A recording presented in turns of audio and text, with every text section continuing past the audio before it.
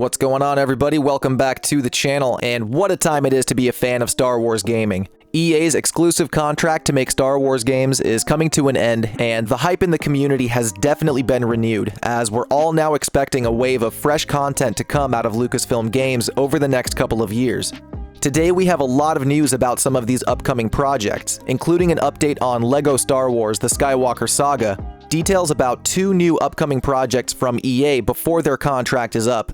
We have a definitive reason why Star Wars 1313 will never see the light of day, and then we're going to go over whether or not Battlefront 3 is even a possibility from DICE and EA.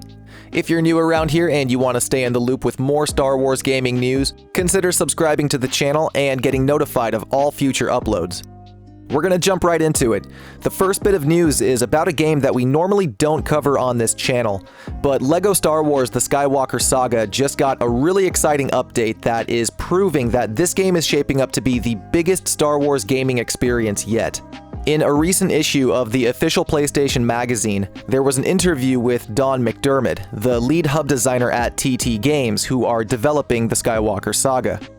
In this interview, Don confirms a lot of new information that we did not know before, including the fact there's going to be about 300 playable characters in this game, and they even name-drop Babu Frick and the Wampa from Hoth as a couple of new characters that we did not know about.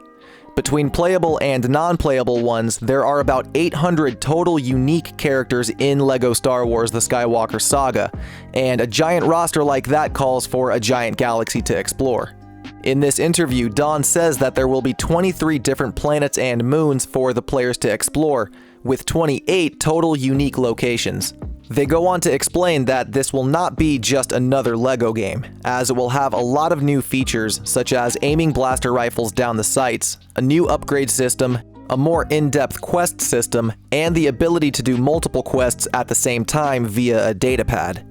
For right now, LEGO Star Wars: The Skywalker Saga is slated for an early spring 2021 release date, and some leaks suggest that it will be on March 2nd. We're getting closer to that every day, and this new information has even somebody like me who was a little bit skeptical about this game more excited than I was before. I'm eager to see what TT Games can do with a project of this size. Next up, when Lucasfilm Games announced their rebranding, they had said that they're going to continue their partnership with EA as they move into the future of Star Wars games. Even though EA's exclusive deal to make Star Wars games is up, they'll still get the chance to have their development studios be a part of the Star Wars universe and make new stories. Even though none of these new projects coming out of EA have officially been announced, we do have information that gives us clues about what they might be. First, we already know that Respawn Entertainment is working on what is likely the sequel to Jedi Fallen Order. That's all but confirmed at this point. The first game was a massive success that still sees new players every single day, and it's kind of a given that we're going to get a sequel. Whether that be a direct continuation of Cal Kestis' story, or a new story set in a different time period is yet to be determined, but we do know that Respawn Entertainment is currently in the development phases.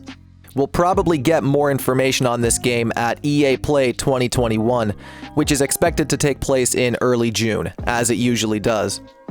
The other game under EA's banner that we can expect to see before their contract is up is actually a mobile game, and one that fell off the radar a couple of years ago. Star Wars: Rise to Power was a strategy game being published by EA that was announced in August of 2017. In 2019, it entered a closed alpha phase, and then we never heard anything about it after that. The game was supposed to feature 4X strategy gameplay, pitting New Republic forces against remnants of the Galactic Empire in fleet battle-like situations. Based on the time period and the factions involved, you can almost look at it like a mobile version of Star Wars Squadrons.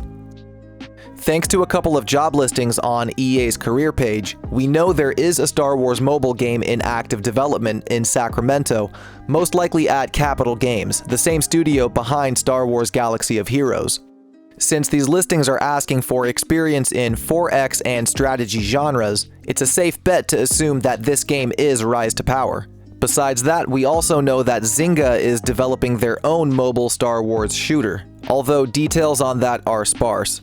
With the cancellation of Star Wars Commander in early 2020, Galaxy of Heroes is really the only active mobile Star Wars game on the market right now, so even if this new game is not Rise to Power, this is still good news for the mobile Star Wars gamers. Moving on, we're getting into what is probably the bad news of today's update, and that is a definitive reason why Star Wars 1313 will never be released.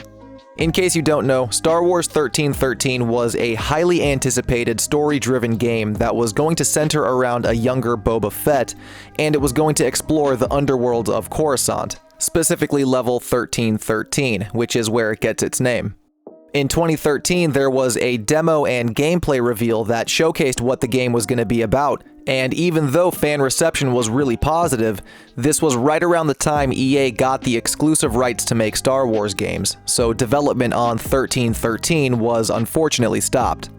Now in 2021, fans are still asking about the status of 1313, enough so that Jason Schreier, writer for Bloomberg News, felt compelled to come out and let us know that this game will probably never be finished, and this was the reason why. He said in a tweet, "A lot of people are asking for this, but it's never going to happen. The Star Wars 1313 team is scattered and the code is 8 years old. What's far more likely is that Lucasfilm kicks off a bunch of new Star Wars games, including maybe even one about a bounty hunter." That last bit of his tweet is really interesting, especially after Lucasfilm Games' official rebranding, because we know they are going to be kicking off a bunch of new games now. Jason's tweet came a day after the Lucasfilm Games announcement, so as an industry insider, maybe this is his way of hinting toward the future. Lucasfilm knew they had a good product with 1313, and after the fan reception, a continuation or a new game that has a similar premise to 1313 seems highly likely. Perhaps that's what Ubisoft's new open-world Star Wars game is going to be. It could revolve around a bounty hunter or smuggler of some kind, which would be a great idea coming off of the success of The Mandalorian. Din Djarin is a pretty popular character right now, and the only game that you can play as him in is Fortnite, which is interesting to say. Maybe that will all change with Ubisoft's game, which we only know is open world and story-driven. No other details at this time, unfortunately. While we do wait for an update on Ubisoft's new game, there is some good news in the world of Battlefront 2, as Battlefront 2 is now free on the Epic Games Store. It will be free from January 14th until the 21st, so if you have not yet got your hands on Battlefront 2, this is a great time to try it out. But with the cancellation of that game's content, and with no word on a future installment in the Battlefront franchise, the fans are left wondering, what now? What happens to Battlefront 3? Is there even going to be one? Now that we know EA is losing the exclusive rights to make Star Wars games, that answer is kind of up in the air. DICE is the development studio that made both Battlefront 2015 and Battlefront 2, so if EA is going to helm a Battlefront 3, it will most likely be with the development team at DICE. The only issue is, DICE is currently working on the next installment in the Battlefield franchise, and they will have their hands full with that for the next couple of months. That game is slated to release in fall 2021 though, most likely in October or November. What that means is that after that holiday season, DICE will have their hands open for the next big project, whatever it might be. EA will still hold the exclusive rights to make these games until 2023. What sounds like a reasonable scenario to me is after Battlefield 6 gets released, DICE can be all hands on deck on the next Battlefront installment, and hopefully have that game ready for release before EA's contract is up in 2023. Depending on when Battlefield 6 gets released, that'll be just about 1.5 to 2 years before EA's contract is up, which might be just enough time to get one more Battlefront game out, even if it's a smaller scale project than Battlefront 2. We know that EA was working on a Battlefront spin-off title, codenamed Project Viking, a couple of years ago, so they might do something like that again, even if it's just as a show of goodwill to the players that stuck with the Battlefront franchise for all these years. We don't have any official word on if Battlefront 3 is even a possibility. There were talks of rumors and teases, but ultimately it was just hype that was blown out of proportion. We don't have any indication of whether or not we will see a Battlefront 3 in the future. It's kind of the game that got away.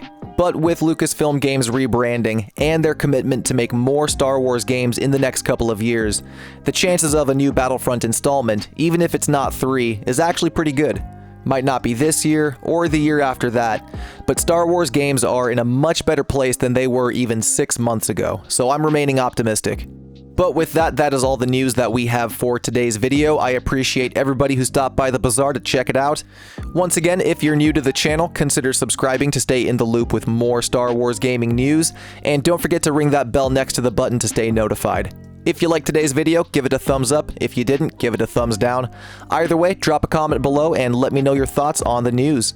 That's going to do it from me. I appreciate you all stopping by the channel. I'll see you next time. Peace.